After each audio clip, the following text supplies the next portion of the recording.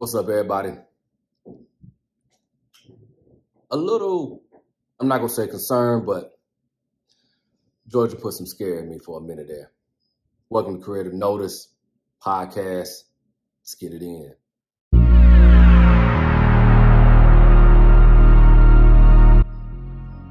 All right, everybody. So welcome to Creative NoTice podcast, where we always bring you the latest news, reactions to sports in general. Like, subscribe, comment. We're loving all the support. So let's go ahead and dive into it. College football weekend was interesting, needless to say. See what I'm saying? Texas A&M pretty much got embarrassed by Mississippi State. Alabama did their thing. Bryce Young is injured. Wisconsin said goodbye to their all-time coach. Clemson did their thing. Ohio State did their thing. Michigan did their thing. Pretty much almost all the teams that's in the top 10 did their thing, except for who? Georgia. But that's needed to say. But that's real. Just chiming on some of these games, man. Like Oklahoma versus TCU. That was a real good one. I watched that one. TCU had their way with Oklahoma. Running up and down the field. Max Duggan did his thing. I mean, TCU embarrassed Oklahoma, and which is understandable, man. I mean, if anybody think that Oklahoma was going to be just an elite school this year just because, I think they were, wishing a lot, man. Like I said, man, I mean, there's a lot that comes into when a coach leaves, and when he leaves, he takes a lot of players with him. And that's pretty much what Lincoln Riley did. I mean, he took Caleb Williams with him. He took the other wide receiver that was with them. A lot of players left Oklahoma. Hell, transfer. Hell, Spencer Rattler and the other tight end at Oklahoma transferred to South Carolina, to the Gamecock land. So, there's a lot that's going to go on in Oklahoma. But overall, Oklahoma got embarrassed. Missed tackles. Nobody in sight. I don't know where the secondary went. I think they, once the ball said height, they said, I need a drink of water and left the field because nobody was in sight on that Oklahoma field. TCU just pretty much had their way, which is shocking, but shouldn't be shocking. And then, Gabriel got injured. That didn't help out. That was just made it even worse for them. So now they got to try to get, General Booty in there to do some things, which he's a backup and he's fresh. So Oklahoma took a major L this weekend. Sorry for you. All right, moving on. Some more games that did disappoint. Clemson and North Carolina State. Very good game. Clemson came in there and showed North Carolina State you weren't going to get the same results. And, Clemson's offense did their thing against North Carolina State's defense. That's what North Carolina came into the season was their defense and the quarterback play. Leary he's a pretty good quarterback. He's not no terrible quarterback, but he's a very good quarterback. And, I mean, he did that. He ran that pretty well. He runs the offense very well. North Carolina State is pretty balanced. The only thing is for them is just getting those recruits. That's just a challenge. But, Clemson held on, beat them, manhandled them at home, showed their strength, showed them who they were, and, moving forward. Clemson looking like they're going to be the one to take the ACC this year, which shouldn't be surprised. Kentucky Fried Chicken didn't hold your part. Kentucky is a program that's always at the tippity. I'm not gonna say always, almost at the tippity top, and it just can't get over. I mean, Stoops is doing a tremendous job there, and unfortunately, man, I don't know if he's going to be able to get it done for what he wants to get accomplished. For whatever goals that Stoops wants to accomplish, I don't think he's going to be able to get it there at Kentucky. I think Stoops needs to go to a program that's willing to spend more money in recruiting and what he's looking for. And unfortunately, that's what he's going to need. He signed that contract, but I don't know I really don't know if he can pull off a national championship. He can get them maybe even a New Year's Six Bowl. I don't know if they'll be able to get it. It's just the limitations that Kentucky has. And they're playing up against Ole Miss with, Jackson Dart and Evans and the defense. And, Ole Miss doesn't have an elite defense, but, pretty good, and to see Kentucky, I thought Kentucky was going to win that game. I thought the score would be the flip, where Kentucky would have the 22 and Ole Miss would have the 16, but it turned out to be the complete opposite. It turned out to be, Ole Miss offense went to a run game and continued to run, and they was doing their thing. And Jackson Dart clearly isn't the same quarterback what they had last year, and he's fresh, so he'll be able to do something next year. Real question is Lane Kiffin going to be there next year? Because if Lane Kiffin wants a national championship, no more like how Stoops wants a national championship, are those two willing to stay at those programs, or are they willing to go somewhere that can afford the funding and spending and do the same thing? That's the question. Another good game that was on as well. What was another good? Michigan. Michigan smacked Iowa around. Michigan said, I don't care who you are, Iowa, you're not us. And Iowa is one of those stadiums you just got to be careful with going into, because you go up in that stadium thinking you hot rod. It ain't going to happen, bro. They will embarrass your ass real quick. But Michigan did their thing. J.J. McCarthy is starting to come along very well. The running game is definitely there. The defense is very well. Michigan is a team that at this rate, they're going to make the playoffs, and they have a good shot of winning the national championship at this rate. Now, we're going to see how they do at the end of the year against Ohio State, but looking at the rest of their schedule, Michigan's going to smash Michigan State. Michigan State they don't know what's coming to them this year, because what Michigan's going to do to them is about to be very bad. You're not going to get this whole run up and field with Kenneth Walker like you did, last year. Michigan State has a lot to work on. They get in the business. They about to get the business. They're already struggling this year. They're definitely going to struggle against Michigan. I'll tell you this. Illinois beat Wisconsin. Illinois is 4-1, y'all. 4-1. Brett Bielema said, I'm back. And he went back to Wisconsin and said, I'm going to make sure you get fired this year. And lo and behold, Wisconsin head coach was out the door. I don't think it was like you're fired thing. I think it was like agreement. Let's go both separate ways, and boom, that was it. But Illinois did their thing. Beat Wisconsin. Wisconsin's struggling this year. They're 2-3 now. They're struggling. I don't think, now they might bounce back, but who knows? It's a good one. Kansas. What's up, Kansas? 5-0. 5-0. Kansas said, you know what? Don't disrespect us. What? Proud of Kansas. I'm happy for Kansas. They got a good matchup coming on this weekend against TCU. That's going to be a good one. Big 12 is looking to go in one direction. I don't know if there's anybody definitely in Big 12, because Iowa State is trash. We see Texas. We don't know what Texas is at this point. Texas Tech is still, are they good? Are they bad? We don't know. Kansas is holding their work. Oklahoma State is dangerous. Baylor knows. But Big 12 is good. Let's go ahead and transition to Oklahoma State. Oklahoma State, look, if anybody thought Oklahoma State was going to drop off because they lost their defensive coordinator, Jim Knowles, or Ohio State, Oklahoma State said, no, we are not.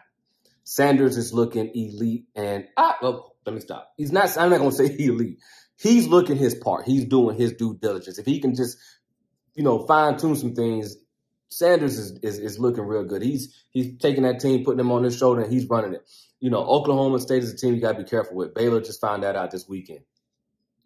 Baylor fell out of, last year was their 1 year, and that was it. But Oklahoma State, kudos to you. Congratulations. You're doing your thing. Oregon bouncing back and smashing on people. Oregon is smashing on people.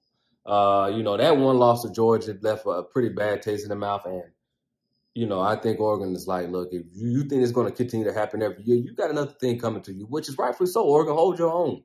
Do your thing, because Oregon is in a good position to go head on with USC. USC and UCLA. Did y'all see what UCLA did this past weekend? Hell. You got to remember that running back that UCLA got, he transferred from Michigan. Chardonnay transferred from Michigan. On top of that great quarterback they got.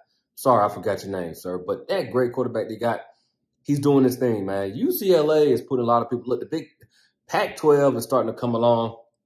UCLA is doing very well. Oregon is bouncing back. USC is doing what everybody predicted them to do with Lincoln Riley and the weapons they got. Defense is still Lincoln Riley's defense. It is what it is, man. I think that's just what it is. Lincoln Riley is he's an offensive guru and a genius, but it is what it is with him. But, keep it up. Pac-12 doing their thing. Those three teams are standing out. Let's swing on to the ACC. So we already covered Clemson and North Carolina State, but Wake Forest and Florida State, that was a good matchup. I just knew with Florida missing their, edge rusher Versa, and there was another player that was out. It played a role because I think Versa would have helped slow down Wake Forest offense. Sam Hartman coming back was the big deal with him. Because remember, at the beginning of the season, when Sam Hartman out, Wake Forest was not looking the same, didn't look like the same Wake Forest that they're looking now.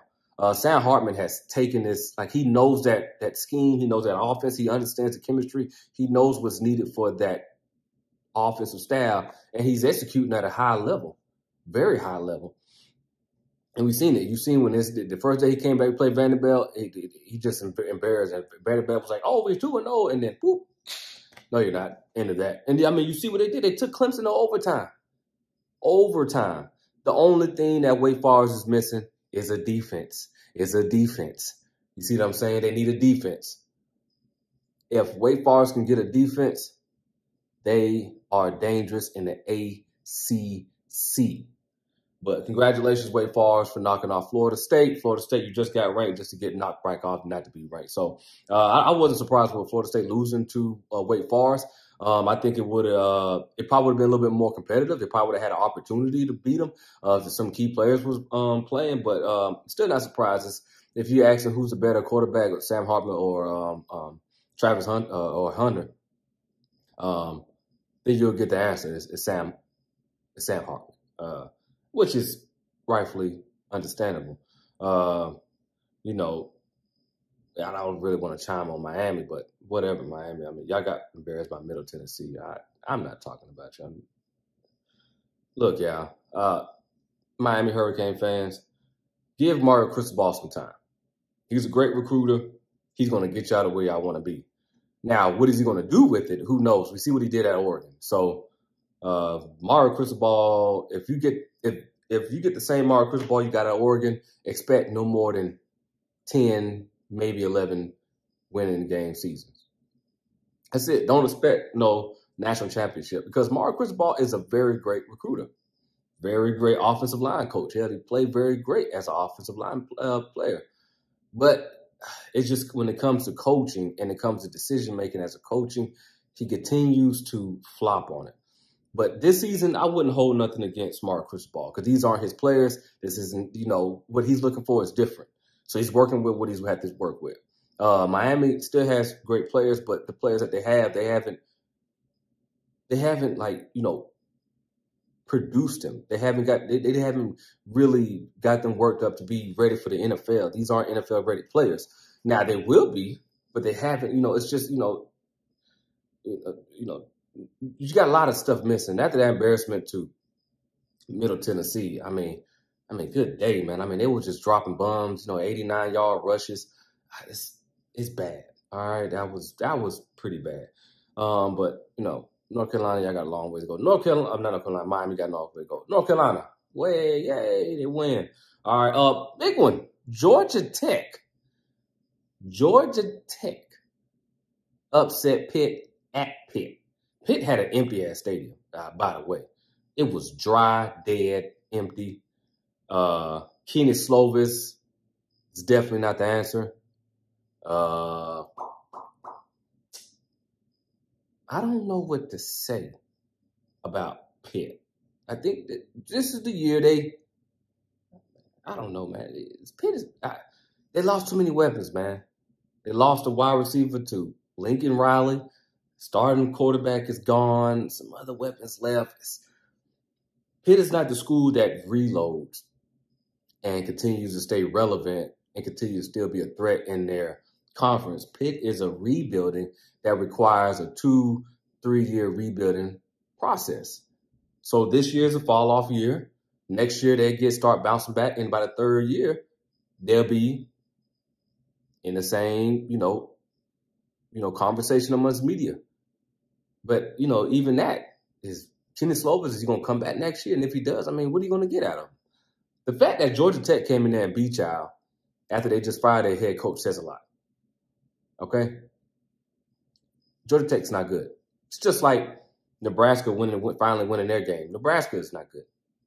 Georgia Tech is not good. Georgia Tech is by far I'm not going to say they're trash because these are young men that's playing and they putting a lot out there on the field, but they're not there. Like that, Georgia Tech needs the right coach.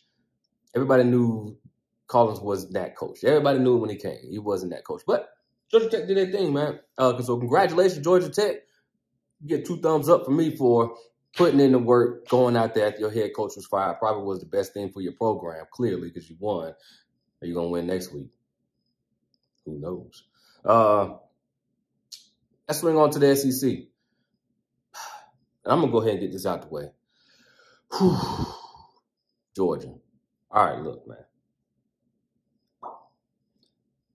After that very under-the-weather play against Kent State last week, I figured, okay, man, they didn't want to play. They downplayed them, didn't take them serious. Okay. You think, all right, circle the wagons, get back to everything. Let's make everything work, and let's get this show rolling. Nope. Went to Missouri, 7:30 p.m. Missouri was like, you come to our house. They had a little video up when Jalen Carter and some other players with Georgia and then some players with Missouri got into a little spit spat back and forth. Somebody swung at Jalen Carter and got a little disrespectful, and then that carried over to the field, and that energy that Missouri had shocked Georgia. Now Georgia won. Georgia came back and run, and that's what elite championship caliber teams do. Same thing with Texas and Alabama game. Alabama was down. I wouldn't be surprised if Quinn Ewers didn't get hurt. I don't know what that game would have turned out to, but if Quinn Ewers didn't get hurt and that safety call, which everybody's saying it was a safety, whatever, it's done. But if Quinn Ewers didn't get hurt, who knows how that game would have turned out to. But Alabama bounced back. Same thing with Georgia. Georgia bounced back late in the fourth quarter and did their thing. The hell. And this is the thing about playing football. Field goals don't win games. Just right off bat. Field goals don't win games. You're not going to win a game doing field goals. Congratulations to the kicker after that, that heartbreak that he had against Auburn, where he kicked it and it looks like it was going in, it bounced off, and then the running back thought he was about to get into the goal line. He dropped the ball before it. Missouri had a heartbreak, and then just top it off with this one. So Missouri's 2-3. So it's going to be a tough one. But Georgia, man, it's just a lot with Georgia at this point, man. It's Georgia will bounce back. I'm a big fan. I would like for them to bounce back. But the thing that's the biggest question that's going to be swirling around is Stetson Bennett really that guy? And that's a good, legitimate question. But after watching that game, there's a lot of questions. The offensive line looked like they were just little kids out there. Are y'all freshmen? Because, Missouri had their way. Same thing like Kent State had their way. And those guards, they're getting manhandled. But, Georgia got a long way. It's going to be a big controversy about is Stetson Bennett at quarterback. Who knows, man? Look, he's good with the 10 yards, 5 yards of screens, good across the middle because most safeties, jump off the middle. But what happens when you play a team that takes away all that? Takes away your run, takes away your screens, and you're asking Stetson Bennett, we need to go down the field. Can he do it? Can he throw those deep passes against the hash or on the right, from the left side of the shoulder to drop into the right? But, that's the big question. But, Kirby Smart's going to do what he do, but he definitely got them in the second half, riled them back and, took the air out that stadium. The Arkansas game with Alabama, this one was intriguing. I was watching and I was thinking all Arkansas needs to do is, get something rolling. They started mounting a comeback. I think it was like 26-29 in the third quarter.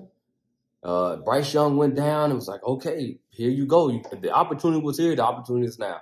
And they just couldn't do it. And unfortunately, man, Arkansas is the same situation for Arkansas. I think they're just in a better position. But Arkansas kind of falls in the same situation with Kentucky and some other programs like Ole Miss and some other programs like what's another good program that's that's like pits. It's like Arkansas can get you Sweet 16, but do they have the funding to get them there? And I think they got more funding than Kentucky, but it's going to be hard for Arkansas, man, because they're in the SEC. They're recruiting up against not only just Alabama, but they also recruiting up against LSU.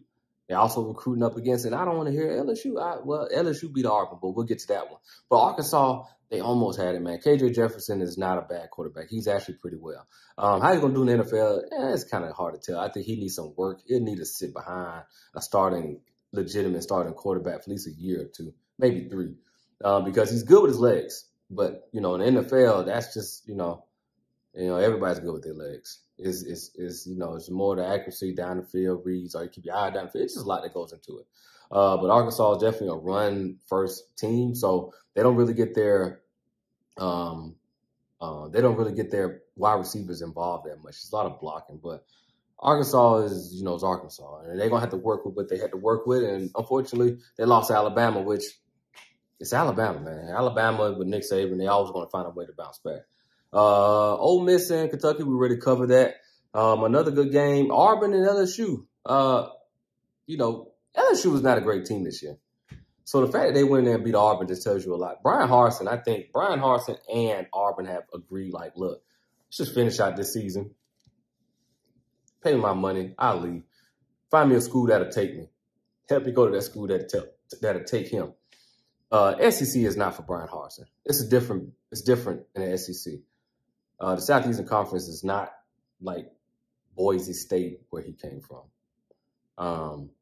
He's a Midwest man, so I wouldn't be surprised his name come up for that. Nebraska, Wisconsin, Colorado. He's going to find himself somewhere in the Big 10, Big 12, most likely. Because what Kansas is doing, that head coach, he won't be there long. He'll be getting a job somewhere else. So Brian Harsin's leaving, but Auburn has a lot to work on, man. I think the Gus Malzahn situation didn't work out well. The recruiting didn't work out well. So it's a lot that's going to go on with Auburn. It's just a lot to work with. Auburn really doesn't have the support right now. They have the money, but they're not going to feed it into Brian Harsin. They're not going to put all that money in it just to keep him there. They want him gone. All those boosters want him gone. So, unfortunately, Auburn's about to take the brute work where the recruiting, if you want to recruit Brian Harsin, go get him, but we're not going to help you recruit him. And it's just that simple.